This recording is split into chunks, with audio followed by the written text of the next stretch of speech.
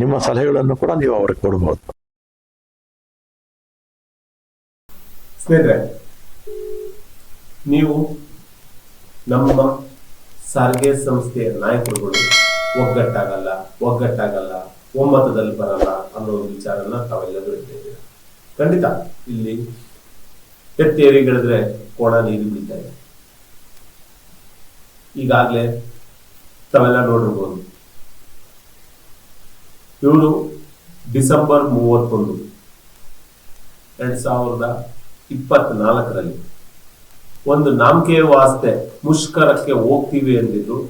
ಆ ಸಮಯದಲ್ಲಿ ಇನ್ನು ಬಜೆಟ್ ಆಗಲಿ ಅಥವಾ ನಮ್ಮ ಸಂಸ್ಥೆಗೆ ವೇತನ ಹೆಚ್ಚಳದ ಸಂಬಂಧಪಟ್ಟಂಗೆ ಯಾವುದೇ ಒಂದು ಮಾತುಕತೆಗಳು ಶುರುವಾಗೇ ಇರಲಿಲ್ಲ.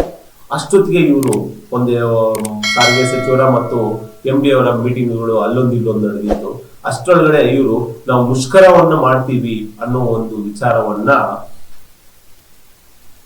ಒಂದು ನೋಟಿಸ್ ಕೊಡೋ ಮುಖಾಂತರ ಸ್ಟಾರ್ಟ್ ಮಾಡಿದ್ವಿ. ಆದ್ರೆ ಅವತ್ತಿನ್ನು ಯಾವುದೇ ಒಂದು ಮೀಟಿಂಗ್ಗಳಾಗದ ಕಾರಣ ನಾವು ಸಹ ಇಷ್ಟು ವರ್ಷಗಳ ಕಷ್ಟ ಮತ್ತು ಈ ಶಾಶ್ವತ ಪರಿಹಾರಕ್ಕಾಗಿ ನಾವೊಂದು ಹೆಜ್ಜೆ ಮುಂದೆ ಇಡುವಂತ ಆ ಸಮಯದಲ್ಲಿ ಸಾರಿಗೆ ಸಚಿವರು ಸಹ ಅವರ ಕಾಲಿನ ಒಂದು ಆಪರೇಷನ್ ಆಗಿ ಮನೇಲಿರುವಂತ ಸಮಯದಲ್ಲಿ ಇವರು ಹೋರಾಟ ಮಾಡಬೇಕು ಅಂತ ಹೋದಾಗ ನಾವು ಸಹ ಅದನ್ನು ವಿರೋಧ ಮಾಡಿದ್ವಿ. ಆದ್ರೆ ಇವರು ನಿಜಕ್ಕೂ ಡಿಸೆಂಬರ್ 31ನೇ ತಾರೀಕು ಯಾವುದೇ ಕಾರಣಕ್ಕೂ ಮುಷ್ಕರ ಮಾಡುವಂತ ವಿಚಾರ ಇರಲಿಲ್ಲ. ಅದಕ್ಕೆ ನಾವು ವಿರೋಧ ಮಾಡಿದ್ವಿ. ಅದನ್ನ ಒಕ್ಕೂಟದವರು ನಮ್ಮ ಹೋರಾಟವನ್ನ ಹತ್ತಿಕ್ಬಿಟ್ರು, ನಾವು ಏನು ಬೆಂಬಲ ಕೊಡಲ್ಲ ಅನ್ನೋ ಮಾತನ್ನ ಹೇಳ್ಬಿಟ್ರು ಅನ್ನೋ ಮಾತನ್ನ ಎಲ್ಲ ನಮ್ಮ ಮತ್ತು ಅವರ ಪದಾಧಿಕಾರಿಗಳು ಸಾಮಾಜಿಕ ಜಾಲದಲ್ಲಿ ದೊಡ್ಡ ಮಟ್ಟದಲ್ಲಿ ಅಂಬೋಣ ಹೊಡಿತಾ ಇದ್ದೀರಾ. ಎಸ್, ಓಡ್ಕೊಳ್ಳಿ. ಆದರೆ 2012 ಅನ್ಕೊಂತೀನಿ, 2012 ಇದೇ CIT ಅವರು ಹೋರಾಟಕ್ಕೆ ಹೋದಾಗ, ಮುಷ್ಕರಕ್ಕೆ ಕರೆ ಕೊಟ್ಟಾಗ ತಾವು ATC ನಾಯಕರುಗಳು ಏನ್ ಮಾಡಿದ್ರಿ, ಅವ್ರಿಗಿಂತ 2 ದಿನ ನಂತರ ನಾವು ಮುಷ್ಕರ ಮಾಡ್ತೀವಿ ಅಂತ ಒಂದು ನೋಟಿಸ್ ನ ಕೊಟ್ರಿ. ನಾನು ಡೇಟ್ಗಳು ಇಸ್ವಿಗಳು ಒಂದ್ ಸ್ವಲ್ಪ ಕನ್ಫ್ಯೂಷನ್ ಆಗ್ಬೋದು, ಬಟ್ ನೀವು ಮಾಡಿದಂತೂ ಸತ್ಯ. ನನ್ ಇನ್ನೂ ಜ್ಞಾಪನ ಇದೆ, ಯಾಕಂದ್ರೆ ಆ ಸಮಯದಲ್ಲಿ ನಾವು KSRTC ಕೆಲಸ ಮಾಡ್ತಿದ್ವಿ. ನೀವು ನೋಟಿಸ್ ಕೊಟ್ರಿ. ಆಮೇಲೆ CIT ಅವರು ನಿಮ್ಮ ಜೊತೆಗೆ ನಾವು ಅದೇ ಡೇಟ್ ಅಲ್ಲಿ ನಾವು ಮಾಡ್ತೀವಿ ಅಂತ ನಿಮ್ ಜೊತೆಗೆ ಬಂದರು. ತದನಂತರ 2023 ಕಾನೂನುಬದ್ಧವಾಗಿ ನಾವು ಸರ್ಕಾರಕ್ಕೆ ಮುಷ್ಕರ ಮಾಡ್ತೀವಿ ಅಂತ ನೋಟಿಸ್ ಕೊಟ್ಟಿದ್ವಿ. ಮಾರ್ಚ್ 23 ಅನ್ಕೊಂತೀನಿ, ಡೇಟ್ ಸ್ವಲ್ಪ ಮರ್ತಿದ್ದೀನಿ, ಹೇಳ್ತೀನಿ. ಆದ್ರೆ ಅದಕ್ಕಿಂತ 3 ದಿನ ಬಿಫೋರ್ ನೀವು ಯಾವುದೇ ಒಂದು ನೋಟಿಸ್ಗಳನ್ನ ಕೊಡದೆ ಮುಷ್ಕರ ಮಾಡ್ತೀವಿ ಅಂತ ನೀವು ಒಂದು ಹೇಳಿಕೆಯನ್ನ ಕೊಟ್ಟು ಸರ್ಕಾರದ ಹತ್ರ 15% ಮೂಲ ವೇತನ ತಗೊಂಡ್ರಿ.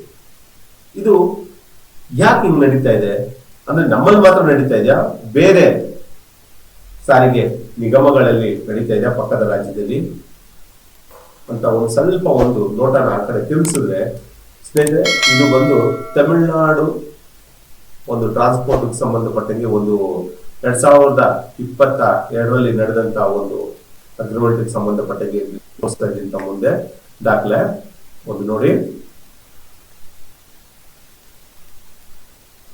ಸುಮಾರು ಫಸ್ಟ್ ಅಂಕಿಅಂಶ ಎಷ್ಟು ಸಂಘಟನೆಗಳು ಸಹಿ ಮಾಡಿದ್ದೇವೆ ಅಂತ ತೋರಿಸ್ಬಿಟ್ಟು ಆಮೇಲೆ ಮುಂದಕ್ಕೆ ಬರ್ತೀನಿ. 66 ಸಂಘಟನೆಗಳು ಸಹಿ ಮಾಡಿದ್ದಾರೆ ಸ್ನೇಹಿತರೆ, 66 ಸಂಘಟನೆಗಳು ಸೈನ್ ಮಾಡಿದ್ದಾರೆ. ಇದು ಕೊನೆಯದಾಗಿ ಇದು ನೋಡಿ, ಆಯ್ತಾ. ಇದು ಮೊದಲಿಂದ ನಾನು ಸಂಘಟನೆಗಳನ್ನ ನಿಮ್ಗೆ ತೋರ್ಸ್ಕೊಂಡ್ ಬರಕ್ ಬಂದಾಗ ಇಲ್ಲಿ CITನೂ ಇದೆ, INTUCನೂ ಇದೆ, AITCನೂ ಇದೆ. ಮತ್ತೆ ಇಲ್ಲೆಲ್ಲ ಸೈನ್ ಮಾಡಿಲ್ಲಪ್ಪ ನಾವು ಅಂತ ಹೇಳ್ಬಿಡಿ, ಬೇರೆ ಪೇಜ್ಗಳು ತೋರಿಸ್ತೀನಿ, ಅಲ್ಲಿ ಮಾಡಿದೀರಿ, ಎಲ್ಲ ಮಾಡಿದೀರಾ ನೋಡಿ ಸ್ನೇಹಿತರೆ. ಹಿಂಗೆ ಎಲ್ಲಾ ರಾಜ್ಯದ ಎಲ್ಲಾ ಸಂಘಟನೆಗಳ ನಾಯಕರುಗಳು ಸಹ ವೇತನಕ್ಕೆ ಸಂಬಂಧಪಟ್ಟ 66 ಸಂಘಟನೆಗಳು ಸಹಿ ಮಾಡಿದ್ದೀರಾ. ಇನ್ನೂ ಒಂದು ಶೀಟ್ ಇದೆ ಸ್ನೇಹಿತರೆ, ತೋರಿಸ್ಲಿ. ಯಾಕಂದ್ರೆ ನಿಮಗೆ ನಮ್ಮ ಪಕ್ಕದ ರಾಜ್ಯದ ಸಂಘಟನೆಗಳು ಯಾವ ರೀತಿ ಒಗ್ಗಟ್ಟಾಗ್ತವೆ ಅನ್ನೋ ವಿಚಾರನ ತಮ್ಮ ಮುಂದೆ ಈ ಕಾಗದ ಪತ್ರಗಳು ಇದೆ ತಮಿಳುನಾಡು ಟ್ರಾನ್ಸ್ಪೋರ್ಟ್ಗೆ ಸಂಬಂಧಪಟ್ಟಂಗೆ ಅದು ಈ ಸ್ಕ್ರೀನ್ ನಲ್ಲಿ ನಿಮ್ಗೆ ತೋರಿಸಿ 2022ರಲ್ಲಿ ಆದಂತಹ ಒಂದು ವೇತನ ಪರಿಷ್ಕರಣೆಗೆ ಸಂಬಂಧಪಟ್ಟಂಗೆ ಒಂದು ಇದರಲ್ಲಿ ನೋಡಿ ಸ್ನೇಹಿತರೆ, ಸುಮಾರು 66 ಸಂಘಟನೆಗಳು ಈ ಒಂದು ವೇತನ ಪರಿಷ್ಕರಣೆಗೆ ಸಹಿ ಮಾಡಿದ್ದಾರೆ ಸ್ನೇಹಿತರೆ.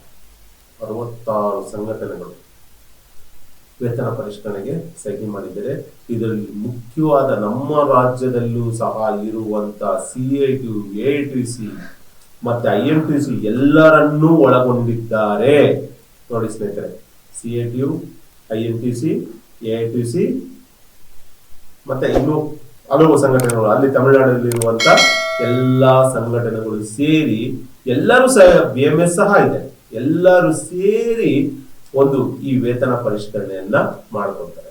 ಅದೇ ರೀತಿಯಲ್ಲಿ ಆಂಧ್ರ ಪ್ರದೇಶದಲ್ಲಿ ಸಾರಿಗೆ ನೌಕರರು ಸರ್ಕಾರಿ ನೌಕರರಾಗಬೇಕಂತ ಹೋರಾಟದಲ್ಲಿ ಎಲ್ಲಾ ಸಂಘಟನೆಗಳು ಒಟ್ಟುಗೂಡಿದ್ವು.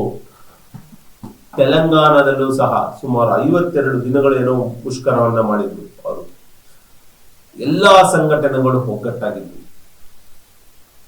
ಆ ಹೋರಾಟಕ್ಕೆ ನಮ್ಮ ರಾಜ್ಯದ ಮಹಾನಾಯಕರುಗಳು ಸಹ ಅಲ್ಲಿನ ಸಾರಿಗೆ ನೌಕರರು ಸರ್ಕಾರಿ ನೌಕರರಾಗಬೇಕಂತೂ ಮತ್ತು ಅವ್ರಿಗೂ ಸರ್ಕಾರಿ ನೌಕರರಿಗೂ ವೇತನ ಸೌಲಭ್ಯಗಳು ಸಿಗ್ಬೇಕಂತ ಹೇಳ್ಬಿಟ್ಟು ಅಲ್ಲಿ ಜೈಕಾರ ಹಾಕ್ಬಿಟ್ಟು ಬಂದಿದ್ರು. ಆ ಫೋಟೋಗಳೆಲ್ಲ ತಮ್ಮ ಮುಂದೆ ಇದ್ದಾವೆ. ಆದ್ರೆ ನಮ್ಮ ರಾಜ್ಯದ ನಾಯಕರುಗಳು ಹೆಂಗಿದ್ದಾರೆ ಅಂದ್ರೆ 2012ರಲ್ಲಿ ನಾವು ಅವಾಗ ಮೊದಲ ಮುಷ್ಕರದ ಸಮಯ, ಅವಾಗ CITU ಸಂಘಟನೆಯವರು ಮುಷ್ಕರ ಮಾಡ್ತೀವಿ ಅಂತ ಮೊದಲು ಕರೆ ಕೊಟ್ಟಾಗ AITC ಸಂಘಟನೆಯವರು ನಾವು ಇನ್ನೊಂದು ದಿನವನ್ನ ಗುರುತುಪಡಿಸಿ ನಾವು ಆ ದಿನ ಹೋರಾಟವನ್ನ ಮಾಡ್ತೀವಿ ಅಂತ ಹೇಳ್ಬಿಟ್ಟು ಅವರು ನೋಟಿಸ್ ಕೊಡ್ತಾರೆ.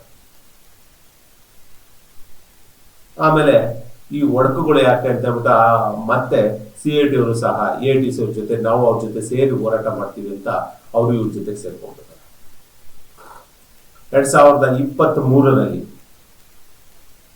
ನಾವು ಕಾನೂನುಬದ್ಧವಾಗಿ ಸರ್ಕಾರಕ್ಕೆ ಮತ್ತು ಆಡಳಿತ ಮಂಡಳಿಗೆ ಮುಷ್ಕರ ಮಾಡ್ತೀವಿ ಅಂತ ನೋಟಿಸ್ ನ ಕೊಟ್ರೆ, ಇವರು ಜಂಟಿ ಕ್ರಿಯಾ ಸಮಿತಿಯಿಂದ 2 ದಿನ ಮುಂಚಿತವಾಗಿ ನಾವು ಮುಷ್ಕರವನ್ನ ಮಾಡ್ತೀವಿ ಅಂತ ಯಾವುದೇ ಕಾನೂನುಬದ್ಧವಾಗಿ ನೋಟಿಸ್ ನ ಕೊಡದೆ ಮುಷ್ಕರ ಮಾಡ್ತೀವಿ ಅಂತ ಹೋಗಿ 25% BDM ಮರ್ಜ್ ಮಾಡಿ ತಗೊಂಡ್ಬರ್ತೀವಿ ಅಂತ ಹೇಳಿ ಬರೀ ಮೂಲ ವೇತನಕ್ಕೆ 15% ತಗೊಂಡ್ಬರ್ತೀವಿ. ಯಾಕೆ ಈ ರೀತಿ ಕುತಂತ್ರಗಳು?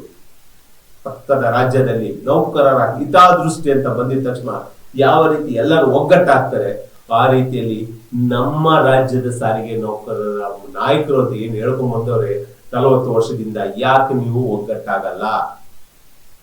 ನಿಮಗೆ ನಾವು ಒಗ್ಗಟ್ಟಾಗೋಣ ಅಂತ ವಿಚಾರದಲ್ಲಿ ನಾವು ಪತ್ರಗಳನ್ನ ಕೊಟ್ರೆ ಕ್ಷಮೆ ಕೇಳಿ ಬನ್ನಿ, ಸ್ನಾನ ಮಾಡ್ಕೊಂಡ್ ಬನ್ನಿ, ಶುದ್ಧವಾಗಿ ಬನ್ನಿ ಅನ್ನೋ ಒಂದು ಮಾತುಗಳನ್ನ ನೀವು ಆಡ್ತೀರಾ. ಮತ್ತೆ ನಿಮ್ಮ ಜೊತೆಯಲ್ಲಿರುವ ಜಂಟಿಯಲ್ಲಿರುವ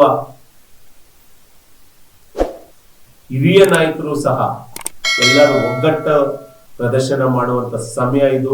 ಒಂದು ಬೇಡಿಕೆಯಲ್ಲಿ ಹೋಗೋಣ ಅಂತ ಹೇಳಿದ ಸಂದರ್ಭದಲ್ಲೂ ಸಹ ತಾವು ತಮ್ಮದೇ ನಡಿಬೇಕು, ತಮ್ಮ ಸಂಘಟನೆ ಅಸ್ತಿತ್ವವನ್ನೇ ನಿಂತ್ಕೋಬೇಕು, ಎಲ್ಲ ನಮ್ಮಿಂದನೇ ಆಗ್ಬೇಕು ಅನ್ನೋ ಒಂದು ಹಠವನ್ನ ತೋರ್ಪಡಿಸೋದಕ್ಕೋಸ್ಕರ ಇವತ್ತು ನೀವು ಎಲ್ಲರನ್ನ ಹೊರತುಪಡಿಸಿ ಹೋರಾಟಕ್ಕೆ ಹೋಗ್ತೀನಿ ಅಂತ ಇದು ಮಾಡ್ತಾ ಇದ್ದಾರೆ. ಇದ್ರ ಉನ್ನಾರೆ ಇಷ್ಟೇ ನೀವು ಮಾಡೋದು. ಏನು ಒಳ ಒಪ್ಪಂದಗಳು ಕುತಂತ್ರಗಳು ಮಾಡ್ಕೊಂಡ್ ಬಂದಿದ್ದೀರಾ, ನೀವು ಏಕಪಕ್ಷವಾಗಿ ಘೋಷಣೆ ಮಾಡ್ಬಿಡಿ ಸರ್, ಆಮೇಲೆ ಯಾರು ಏನ್ ಕೇಳ್ತಾರೆ ನಿಮ್ಮನ್ನ ಮಾಡಿ ಬಿಟ್ಬಿಡಿ ಅನ್ನೋ ಒಂದು ಒಪ್ಪಂದವನ್ನ ನೀವು ಒಳಗಡೆ ಮಾಡ್ಕೊಂಡ್ ಬಂದಿದ್ದೀರಾ. ಆದ್ಮೇಲೆ ಏನಿದೆ, ಪಾಪ ನೌಕರರು ಸಹ ಬಂದು ಏನಪ್ಪ ಮಾಡೋದು, ಬಂದಿದ್ದಷ್ಟು ಅದ್ರ ಬಂತು ಅನ್ಕೊಂಡು ಅವ್ರು ನಿಮ್ಮನ್ನ ಗೊಣಗಾಡ್ಕೊಂಡು ಅವ್ರು ತಗೊಳ್ಳೋದು ಇದ್ದೇ ಇದೆ. ನೀವೇನು ಈಗಾಗ್ಲೇ ರೆಡಿ ಮಾಡಿಟ್ಟಿದ್ದೀರಾ ಚಂದ ಬುಕ್ಗಳು, ಘಟಕಗಳೆಲ್ಲ ಆಲ್ರೆಡಿ ತೋರಿಸ್ಕೊಂಡು ಚಂದ ಎತ್ತಕ್ಕೆ ರೆಡಿ ಮಾಡ್ಕೊಂಡಿದ್ದೀರಾ. ಯಾವ ಸಂಘಟನೆ ಚಂದ ಎತ್ತುತ್ತೋ ಇಲ್ವೋ ಗೊತ್ತಿಲ್ಲ. ಮಾನ್ಯತೆ ಪಡೆದ ಸಂಘಟನೆ ತಾವಂತೂ ಈ ಚಂದಾ ಬುಕ್ಕುಗಳನ್ನ ಇಟ್ಕೊಂಡು ಘಟಕಗಳ ಮುಂದೆ ಯಾವುದೇ ಸ್ವಲ್ಪವೂ ನಿಮ್ಮ ಮನಸ್ಸಿನಲ್ಲಿ ಒಂದು ಅಳುಕಾಗ್ಲಿ, ಒಂದು ಅಯ್ಯೋ ನಾವು ಪಾಪ ಪ್ರಯತ್ನ ಮೂಡುವಂತ ವಿಚಾರವನ್ನು ನಿಮ್ಮ ತಲೆಯಲ್ಲಿ ಇಟ್ಕೊಳ್ತೀರಾ, ಚಂದವನ್ನೇ ತೆಗೆದಿರಾ. 2023ರಲ್ಲೂ ಸಹ ತಾವು 15% ಬೇಸಿಕ್ ಮಾಡ್ಕೊಂಡ್ ಬಂದಾಗ್ಲೂ ತಾವು 148 ಮತ್ತೆ ಗ್ರಾಚ್ಯುಟಿನ ಹೋರಾಟ ಮಾಡೋದಕ್ಕೆ, ನ್ಯಾಯಾಲಯದಲ್ಲಿ ಹೋರಾಟ ಮಾಡಕ್ಕೆ ನಮ್ಗೆ ಹಣಕಾಸಿನ ಅವಶ್ಯಕತೆ ಇದೆ ಅಂತ ಹೇಳ್ಬಿಟ್ಟು ನಿಮ್ಮವರೆಲ್ಲ ಚಂದ ಇರ್ತದ್ರು. ಏನಾಯ್ತು ಸ್ವಾಮಿ 148, ಏನಾಯ್ತು ಸ್ವಾಮಿ ಗ್ರಾಚ್ಯುಟಿ ಕೇಸು? ಈಗಾಗಲೇ ಇನ್ನೂ ಆಗ್ಲೇ ಇಲ್ಲ, ಅಷ್ಟರೊಳಗಡೆ ಚಂದಾ ಬುಕ್ಕುಗಳು ಘಟಕ ಮಟ್ಟದಲ್ಲಿ ಓಡಾಡ್ತಾ ಇದ್ದಾರೆ. ಆಗೋವರೆಗೂ ಎಲ್ಲರೂ ಬೇಕು, ಆದ್ಮೇಲೆ ಯಾರು ಬೇಡ. 2012ರಲ್ಲಿ ಆರ್ ಅಶೋಕ್ ಅವರು ವೇತನ ಪರಿಷ್ಕರಣೆ ಮಾಡಿ ಎಲ್ಲಾ ಸಂಘಟನೆಗಳು ಸಹಿ ಮಾಡಿ ಅಂದಾಗ ತಾವು ಏನಂದ್ರೆ ಅಂತ ಒಂದು ಸ್ವಲ್ಪ ಯೋಚನೆ ಮಾಡಿ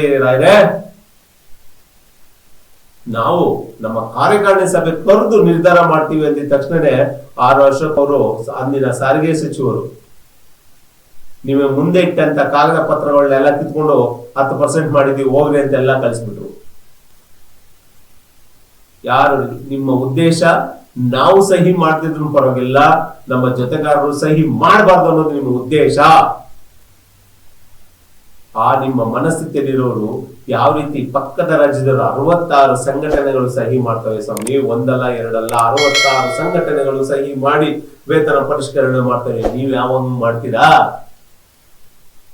ಪಕ್ಕದ ಆಂಧ್ರದಲ್ಲಿ ಎಲ್ಲರೂ ಒಗ್ಗೂಡಿ ಸರ್ಕಾರಿ ನೌಕರರಾದ್ರು, ತೆಲಂಗಾಣದಲ್ಲಿ ಸರ್ಕಾರಿ ನೌಕರರ ಹೋರಾಟಗಳು ನಡೆದಾಗ ಎಲ್ಲರೂ ಒಗ್ಗೂಡಿದ್ರು. ಆದ್ರೆ ಕರ್ನಾಟಕದಲ್ಲಿ ಮಾತ್ರ ನೀವು ಯಾರು ಇಲ್ಲ. ಇವತ್ತು ನಿಮ್ಮ ಬೇಳೆ ಬೇಯಬೇಕು, ಕೂಟವನ್ನ ಮುಗಿಸ್ಬೇಕು, ಜೊತೆಗೆ ಒಕ್ಕೂಟವನ್ನ ಮುಗಿಸ್ಬೇಕು, ಚಂದ್ರವನ್ನ ಮುಗಿಸ್ಬೇಕು ಅನ್ನೋ ಒಂದೇ ಒಂದು ಅಜೆಂಡಾ ಇಟ್ಕೊಂಡು ನೀವು ಯಾವುದೇ ಕಾರಣಕ್ಕೂ ಒಗ್ಗಟ್ಟಾಗೋದಿಕ್ಕೆ ಮುಂದೆ ಬರ್ತಾ ಇಲ್ಲ.